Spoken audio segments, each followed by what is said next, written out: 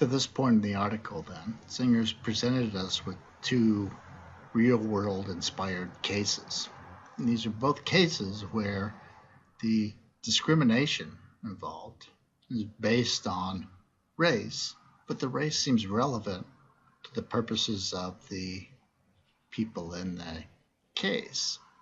Moreover, the people in the case seem to be pursuing legitimate purposes when they engage in their discriminatory and relevant behaviors.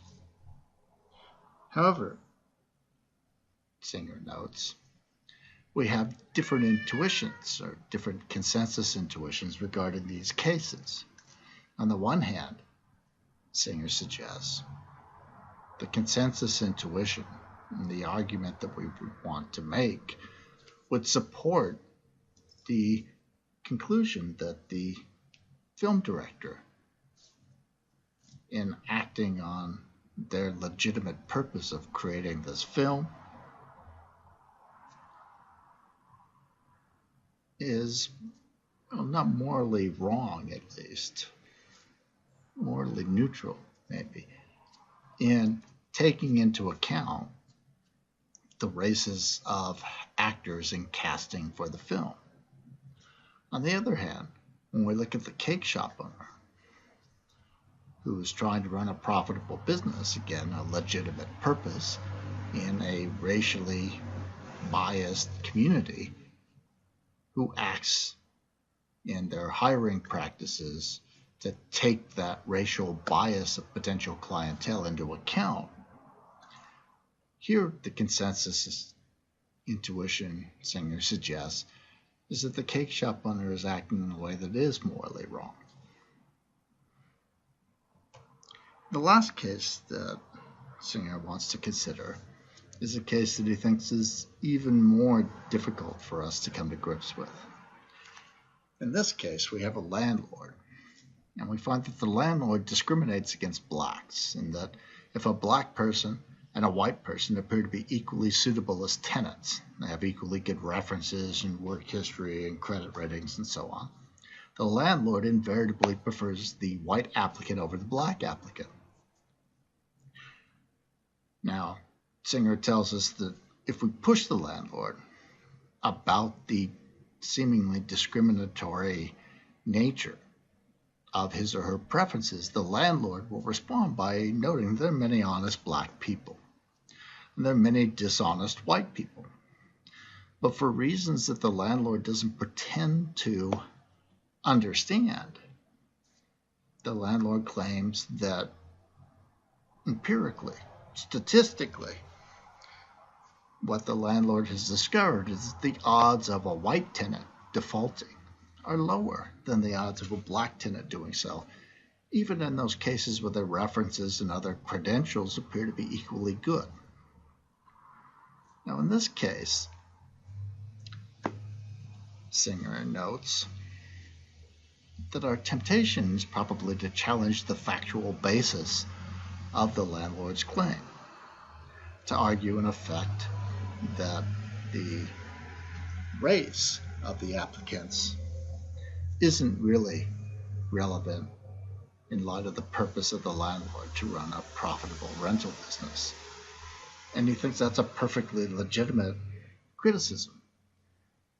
But he thinks that that is not the primary reason why we should be objecting to the landlord's practices and arguing, as he thinks the consensus intuition would suggest, that the landlord is doing something that's morally wrong.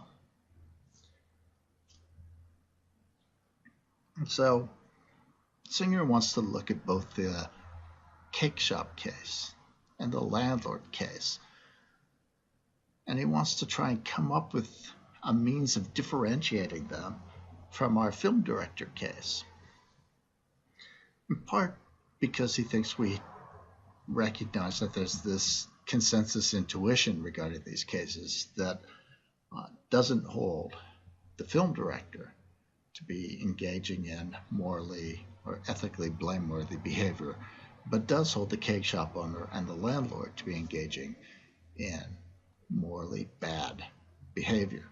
And in fact, he notes that the Civil Rights Act and the Voting Rights Act of 64 and 65, respectively, codify that kind of intuition with regard to the cake shop owner and the landlord.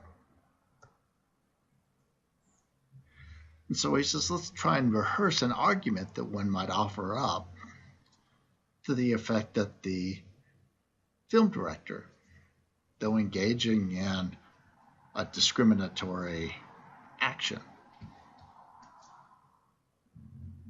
is nevertheless not acting in a way that's morally wrong. And so he suggests that one might not object to the discriminatory hiring practice of the film director in the first case. And one might try and justify the actions of the film director on the following sorts of grounds. The film director is operating under a legitimate purpose. They're trying to create this work of art that authentically portrays the lives of the characters within. And the director's discrimination proves relevant given the director's purpose. And so one might argue that the director's discriminatory behavior results from a legitimate purpose, and it's discrimination that's based on features that are in fact relevant given the director's purpose, and hence it's not morally blameworthy.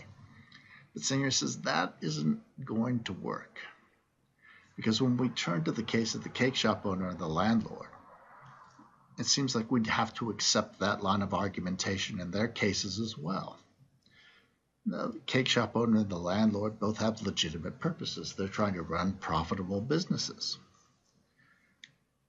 And they both make claims that considerations of race are relevant given their purposes. In the case of the cake shop owner, race is relevant because the cake shop owner's clientele is racist. In the case of the landlord argues that race is relevant because of facts about the differential default rates of different individuals based on race. And so Singer suggests if we accept this argument in the case of the film director, it looks like we're committed to accepting the cake shop owner and the landlord as engaging in discriminatory, racist, or racially discriminatory practices that are on equal moral footing. And he thinks that would be a mistake. So Singer thinks we need to find something else that differentiates these cases. We've made some inroads.